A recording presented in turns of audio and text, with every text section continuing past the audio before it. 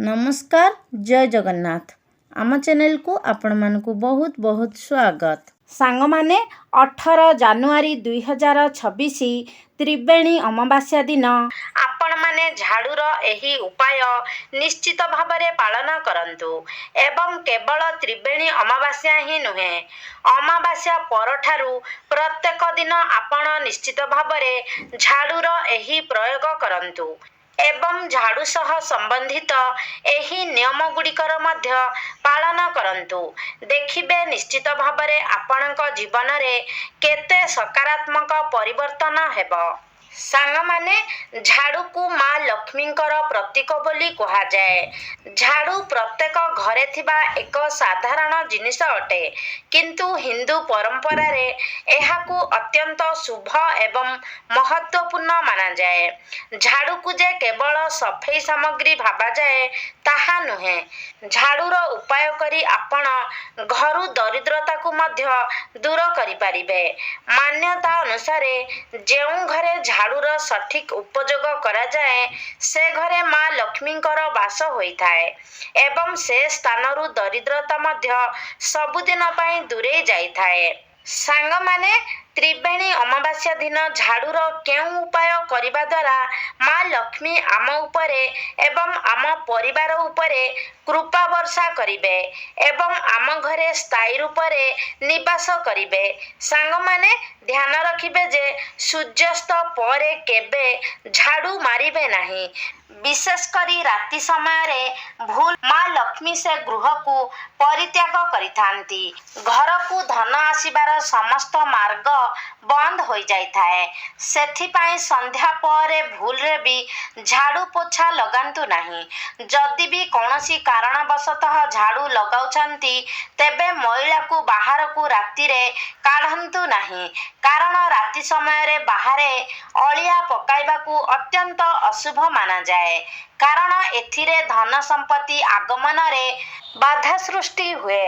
कारण राति समय रे बाहरे अलिया पकाइबा को अत्यंत अशुभ माना जाए कारण एथिरे धन संपत्ति आगमन रे बाधा सृष्टि हुए। झाड़ू को ठीक स्थान रे रखिबा मध्य एक गुरुत्वपूर्ण कथा अटे। झाड़ू को एपरि स्थान रे रखंतु जेमिति कि झाड़ू उपरे केही बाहर लोकर नजर न पड़े। मान्यता अनुसार झाड़ू को भूल स्थान रे रखिले घरे नकारात्मक शक्तिर प्रभाव बढ़िबाकू लागे जेउथिरे घरे कलह अशांति एवं आर्थिक संकट देखा दिए। सांग माने एबे चालंतु सेही उपाय गुड़िक विषय रे जानिबा जहाकू त्रिवेणी अमावास्या दिन पालन कले घर को सुख समृद्धि आसीताए। सबु किछि जानिबा पाई भिडियोटी को स्किप न करी शेष पर्यंत निहाती देखंतु एवं चैनल टी को सब्सक्राइब करी कमेंट बॉक्स रे श्रद्धा और भक्तिर सह जय माँ लक्ष्मी निश्चय लिखंतु। सांग माने आपण अमावास्या दिन राति रे सोइबा पूर्वरु झाड़ू तले गोटे गोटा हलदी खंड गोटे लवंग गोटिए रूपार मुद्रा रखी शुअंतु। एमिति कले माँ लक्ष्मी प्रसन्न होइथांती एवं घरे सुख समृद्धि बढ़ी थाए। शीतला माँ जहांक हातरे झाड़ू थाए तांकर मध्य विशेष महत्व रही थाए। सांग माने झाड़ू बेमारी एवं नकारात्मक शक्ति को नष्ट करिबार प्रतीक अटे। झाड़ू जे केवल घर द्वार सफा करे ताहा नुहे एहा मनुष्य जीवन रे आर्थिक एवं मानसिक शांति मध्य आनी थाए। झाड़ू को सर्वदा घरर कौनसी एक निर्दिष्ट स्थान रे लुचाईकी रखंतु। झाड़ू को सर्वदा सुआईकी रखंतु। झाड़ू को ठिया करिकी रखंतु नाही नहेले घरे धनर नाश हेबो। सोइबा व्यक्तिर मुंड आड़े झाड़ू रखिबा उचित नुहे।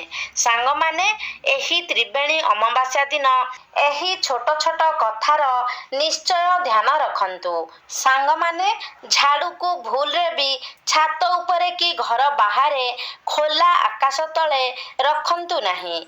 एमिति कले घरे आर्थिक समस्या देखा दिए। ଏହାର କାରଣ ହେଉଛି ବାହାରେ କିମ୍ବା ଛାତ ଉପରେ ଝାଡ଼ୁକୁ ରଖିଲେ ନକାରାତ୍ମକ ଶକ୍ତିର ପ୍ରଭାବ ଝାଡ଼ୁ ପ୍ରତି ଆକର୍ଷିତ ହୋଇଥାଏ। ଝାଡ଼ୁ ସର୍ବଦା ଘରର ଉତ୍ତର ପଶ୍ଚିମ ଦିଗରେ ରଖନ୍ତୁ। ଯଦି ଆପଣ ଝାଡ଼ୁକୁ ଉତ୍ତର ପଶ୍ଚିମ ଦିଗରେ ରଖିବେ ତେବେ ଏହା ଆପଣଙ୍କ ଘରକୁ ସୁଖ ସମୃଦ୍ଧି ବଢ଼ାଇବାରେ ସାହାଯ୍ୟ କରିବ। ସାଙ୍ଗମାନେ, ତ୍ରିବେଣୀ ଅମାବାସ୍ୟା ଦିନ ଆପଣ ଝାଡ଼ୁ ତଳେ ଗୋଟେ ରୂପାର ମୁଦ୍ରା ଲୁଚାଇକି ରଖନ୍ତୁ। ରୂପାର ମୁଦ୍ରା ନଥିଲେ ଆପଣ 1 ଟଙ୍କା ମୁଦ୍ରାକୁ ମଧ୍ୟ ଝାଡ଼ୁ ତଳେ ଲୁଚାଇକି ରଖିପାରିବେ। ମାନ୍ୟତା ଅନୁସାରେ ଝାଡ଼ୁରେ ନକାରାତ୍ମକ ଶକ୍ତି ରହିଥାଏ ଏବଂ ରୂପା ସେ ନକାରାତ୍ମକ ଶକ୍ତିକୁ ନଷ୍ଟ କରିଦେଇଥାଏ। ତାପରେ ତା ପରଦିନ ସକାଳେ ଆପଣ ସେ ରୂପାର ମୁଦ୍ରାକୁ ଗଙ୍ଗା ଜଳରେ ଧୋଇ ଠାକୁର ଘରେ ରଖିଦିଅନ୍ତୁ କିମ୍ବା ମା ଲକ୍ଷ୍ମୀଙ୍କ ଚରଣରେ ଅର୍ପଣ କରିଦେବେ। ଏହାପରେ ସେ ରୂପାର ମୁଦ୍ରାକୁ ନେଇ ଆପଣ ନିଜ ଧନ ରଖୁଥିବା ସ୍ଥାନରେ ମାନେ ଆଲମିରାରେ ରଖିଦିଅନ୍ତୁ। ଏହି ମୁଦ୍ରା ବର୍ଷଯାକ ଆପଣଙ୍କ ଘରେ ଧନର ଅଭାବ ହେବାକୁ ଦେବ ନାହିଁ। ଏହା ଏକ ସରଳ ରାମବାଣ ଉପାୟ ଅଟେ। ଏହା ଆପଣଙ୍କ ଜୀବନରେ ସକାରାତ୍ମକ ପରିବର୍ତ୍ତନ ଆଣିବାରେ ସାହାଯ୍ୟ କରିବ। ସାଙ୍ଗମାନେ, ଛୋଟ ଛୋଟ ଉପାୟ ମଧ୍ୟ ଆମ ଜୀବନରେ ବଡ଼ ପରିବର୍ତ୍ତନ ଆଣିପାରିବ। କେବଳ ସଠିକ୍ ସମୟରେ ତାହାକୁ ବିଧି ବିଧାନର ସହ ପାଳନ କରିବା ଉଚିତ। ସାଙ୍ଗମାନେ, ତ୍ରିବେଣୀ ଅମାବାସ୍ୟାରେ ଏହି ସମୟରେ ଗରିବ ଲୋକଙ୍କୁ ଦାନ କରିବାର ମଧ୍ୟ ବିଶେଷ ମହତ୍ତ୍ୱ ରହିଛି। ଏହି ଶୁଭ ଦିନରେ ଆପଣ ନିଜର ସାମର୍ଥ୍ୟ ଅନୁସାରେ ଗରିବ ଲୋକଙ୍କୁ ଖାଦ୍ୟ, ବସ୍ତ୍ର ଆଦି ନିଶ୍ଚୟ ଦାନ କରନ୍ତୁ। ଏମିତି କଲେ ଆପଣଙ୍କ ଉପରେ ଚାଲିଥିବା ଗ୍ରହ ଦୋଷ ମଧ୍ୟ ଆପଣ ତ୍ରିବେଣୀ ଅମାବାସ୍ୟା ଦିନ ଗୋଟିଏ ନୂଆ ଝାଡ଼ୁ କିଣି ଆଣି ତାହାକୁ ଗୁପ୍ତରେ ଦାନ କରିବା ମଧ୍ୟ ଅତ୍ୟନ୍ତ ଶୁଭ ମାନାଯାଏ। ଆପଣ ଗୋଟେ ନୂଆ ଝାଡ଼ୁ କିଣି ମନ୍ଦିର ବାହାରେ ରଖିଦିଅନ୍ତୁ। ସେଠାରୁ କେହି ନା କେହି ନିହାତି ସେ ଝାଡ଼ୁକୁ ନେଇଯିବ। ଝାଡ଼ୁକୁ ଗୁପ୍ତରେ ଦାନ କଲେ ମା ଲକ୍ଷ୍ମୀ ଆପଣଙ୍କ ଉପରେ ପ୍ରସନ୍ନ ହୋଇଥାନ୍ତି। ସାଙ୍ଗମାନେ, ଏହି ଦିନ ଲକ୍ଷ୍ମୀ ନାରାୟଣଙ୍କର ପୂଜା କରିବାକୁ ଅତ୍ୟନ୍ତ ଶୁଭ ମାନାଯାଏ। ସାଙ୍ଗମାନେ, ଏହି ଦିନ ଆପଣ ଲକ୍ଷ୍ମୀଙ୍କୁ ପ୍ରସନ୍ନ କରିବା ପାଇଁ ପଦ୍ମ ଫୁଲ ଅର୍ପଣ କରନ୍ତୁ। ଏହି ଦିନ ଘରର ମୁଖ୍ୟ ଦ୍ୱାର ସମ୍ମୁଖରେ, ତୁଳସୀ ଗଛ ମୂଳରେ, ଠାକୁର ଘରେ ଗୋଟେ ଗୋଟେ ଘିଅର ଦୀପ ନିହାତି ଜଳାନ୍ତୁ। ଏହି ଦିନ ଘରକୁ ଅନ୍ଧାର କରି ରଖନ୍ତୁ ନାହିଁ। ଚାରିଆଡ଼େ ଦୀପ ଏବଂ ଆଲୁଅ କରି ରଖନ୍ତୁ। ସାଙ୍ଗମାନେ, ଏହି ଦିନ ଆପଣ କଉଡ଼ି, ଗୋମତୀ ଚକ୍ର, ଶଙ୍ଖ, ହଳଦୀ ଖଣ୍ଡ ଆଦି ଠାକୁର ଘରେ ରଖନ୍ତୁ। ଏଗୁଡ଼ିକୁ ଠାକୁର ଘରେ ରଖି ପୂଜା କରିବାକୁ ଅତ୍ୟନ୍ତ ଶୁଭ ମାନାଯାଏ। ସାଙ୍ଗମାନେ, ଦରିଦ୍ରତାକୁ ଦୂର କରିବା ପାଇଁ ଆପଣ ଏହି ଦିନ 4ଟି ଗୋଲମରିଚ ନେଇ ଘର ବାହାରକୁ ଯାଆନ୍ତୁ ଏବଂ ଚାରିଦିଗକୁ ଲକ୍ଷ୍ୟ କରି 4ଟି ଗୋଲମରିଚ ଫୋପାଡ଼ି ଦେଇ ଦରିଦ୍ରତା ଘରୁ ଦୂରେଇ ଯାଉ, ମା ଲକ୍ଷ୍ମୀ ଆମ ଗୃହକୁ ପ୍ରବେଶ କରନ୍ତୁ ବୋଲି କହି ଘରକୁ ଚାଲି ଆସନ୍ତୁ। ଏହା ଏକ ଛୋଟ କିନ୍ତୁ ପ୍ରଭାବଶାଳୀ ଉପାୟ ଅଟେ। ସାଙ୍ଗମାନେ, ଆପଣ ତ୍ରିବେଣୀ ଅମାବାସ୍ୟା ଦିନ 21ଟି 51ଟି ଘିଅର ମାଟି ଦୀପ ଜାଳିଲେ ଆପଣଙ୍କ ସମସ୍ତ ମନସ୍କାମନା ପୂର୍ଣ୍ଣ ହେବ। ସାଙ୍ଗମାନେ, ଏହା ଥିଲା କିଛି ବିଶେଷ ଏବଂ ଗୁରୁତ୍ୱପୂର୍ଣ୍ଣ ଉପାୟ ଯାହାକୁ ତ୍ରିବେଣୀ ଅମାବାସ୍ୟା ଦିନ ପାଳନ କଲେ ଆପଣ ନିଜ ଜୀବନରେ ଚମତ୍କାରୀ ଏବଂ ସକାରାତ୍ମକ ପରିବର୍ତ୍ତନ ଅନୁଭବ କରିବେ।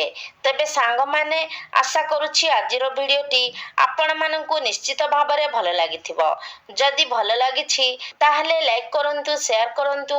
ଆମ ଚ୍ୟାନେଲକୁ ଯଦି ସବସ୍କ୍ରାଇବ୍ କରିନାହାନ୍ତି ତାହେଲେ ସବସ୍କ୍ରାଇବ୍ କରିଦିଅନ୍ତୁ ଏବଂ କମେଣ୍ଟ ବକ୍ସରେ ଭକ୍ତି ଓ ଶ୍ରଦ୍ଧାର ସହିତ ଜୟ ମା ଲକ୍ଷ୍ମୀ, ଜୟ ଶ୍ରୀ ବିଷ୍ଣୁ ନିଶ୍ଚୟ ଲେଖନ୍ତୁ।